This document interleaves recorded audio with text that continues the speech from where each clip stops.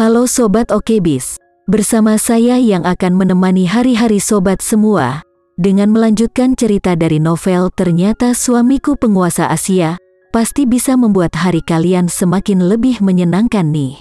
Nah, semakin gak sabarkan dengan kelanjutan ceritanya, yaudah yuk, sekarang kita langsung aja mulai ceritanya. Pada saat itu, dia tidak mengakui kekalahan, tidak menangis, tidak menjerit, dan tidak membiarkan siapapun melihat kelemahan di dalam hatinya. Dia tampak masuk akal dan anggun, tetapi di dalam dirinya dia pasti sama tidak berdaya dan ketakutannya seperti sebelumnya. 3 tahun yang lalu, tepat ketika Putri membutuhkan seseorang untuk berdiri di belakangnya dan memberikan kekuatannya, suaminya muncul. Dia berdiri di sisinya dan memberinya dukungan terkuat, menariknya keluar dari masalah itu. Lindungi dia, cintai dia. Semua ini harus menjadi tugasnya sebagai suami, tapi Putri tidak akan berpikir seperti itu. Pada saat ini, Putri berterima kasih terhadap perasaannya. Dia tidak bisa membalasnya dengan uang, jadi dia ingin menggunakan satu-satunya cara yang bisa dia pikirkan untuk menyenangkannya. Tapi, membalas dengan tubuhmu yang murah dan bersyukur ini bukanlah yang dibutuhkan Randy.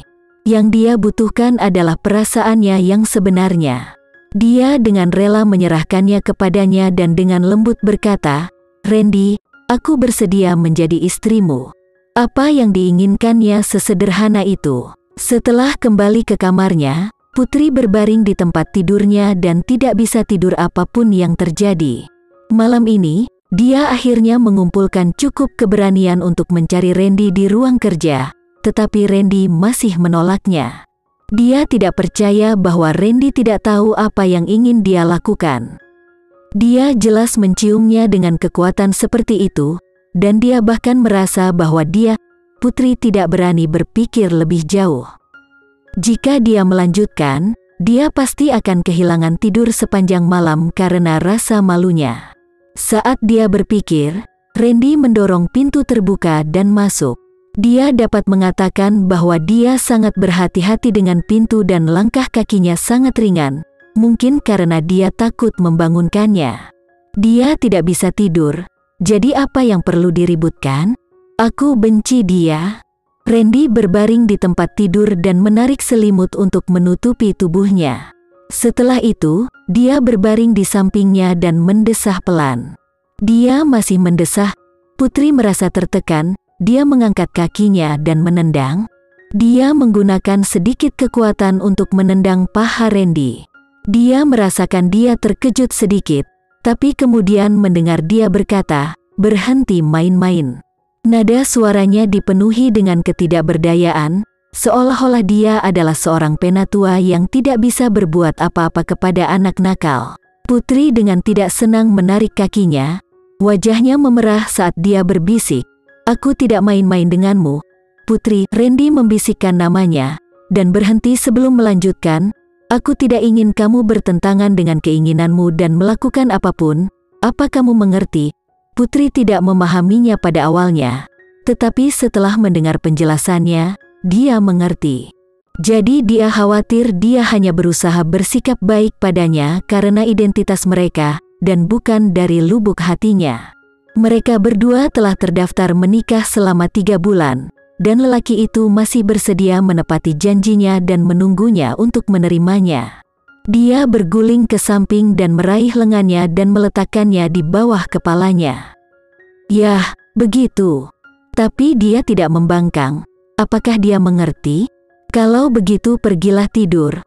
Randy mengusap kepalanya dan berkata dengan lembut, "Selama malam yang panjang, berapa banyak pria dan wanita yang tidur berpelukan?" Kedua jantung mereka yang membara berdetak lebih kencang karena satu sama lain, namun mereka masih mampu mempertahankan garis pertahanan terakhir. Keesokan harinya, ketika Putri bangun, dia masih duduk di dekat jendela, membaca koran. Hari ini masih hujan, dan tidak ada sinar matahari untuk bersinar, jadi dia tampak jauh lebih tertekan.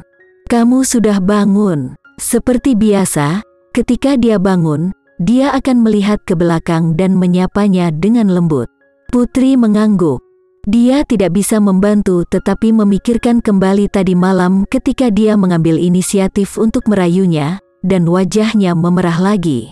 Dia bangkit dan datang dan meraih kakinya.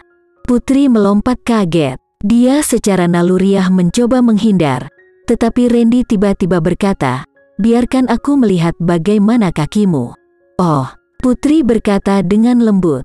"Jadi itu karena dia telah memeriksa lukanya kemarin." Randy meremas dengan sedikit lebih kuat. "Apakah masih terasa sakit?" Putri menggelengkan kepalanya. "Aku tidak merasakan sedikit pun rasa sakit lagi." "Terima kasih."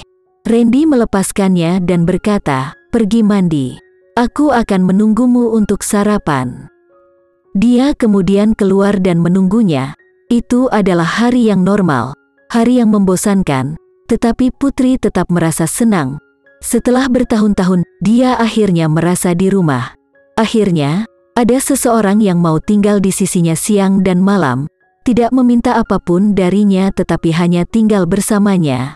Melihat sosok punggungnya, bibir Putri sedikit terangkat, dan matanya dipenuhi dengan senyum manis. Di meja sarapan, masih ada semua jenis sarapan bergizi, itu kelihatan sangat lezat. Randy meletakkan sumpitnya sangat awal di pagi hari dan diam-diam menatapnya. Seolah-olah dalam satu malam, putri ini telah berubah menjadi putri 3 tahun lalu. Putri yang berdarah panas, melakukan hal-hal dengan cara berapi-api, dan memiliki tubuh yang penuh semangat bahkan jika langit jatuh, dia tidak akan takut. Putri semacam ini memiliki vitalitas yang lebih besar sekarang, dan membuat orang tidak dapat mengalihkan pandangan mereka lebih jauh lagi. Namun, dia masih membuat orang ingin memegangnya di tangan mereka dan melindunginya dengan baik. Adapun dia berniat menjadi orang yang melindunginya selama sisa hidupnya. "Aku kenyang." Dia menatapnya dan tersenyum, senyum cerah yang sepertinya menambah kehangatan pada hawa dingin. Iya, dia menatapnya, tidak bisa mengalihkan pandangan darinya. "Aku akan melakukan perjalanan bisnis selama beberapa hari," katanya setelah beberapa saat. Melakukan perjalanan bisnis lagi, Putri sedikit kecewa di hatinya karena suatu alasan, tapi dia tidak mengungkapkannya dengan keras. "Aku punya seorang anjing kecil di rumah bersamaku, kamu tidak usah khawatir." Di saat yang sama, tatapan mereka mendarat di sosok anjing kecil yang tengah jongkok di kursi. Momo mengeluarkan beberapa suara guk-guk, seolah-olah dikatakan bahwa ia akan menemani ibunya dengan baik. Sekian dulu ya sobat cerita hari ini, tetap nantikan cerita berikutnya dari novel ini. Eits, jangan lupa untuk like, share, komen, dan subscribe channel ini agar kita lebih bersemangat lagi untuk menceritakan novel-novel menarik lainnya. Dah ada.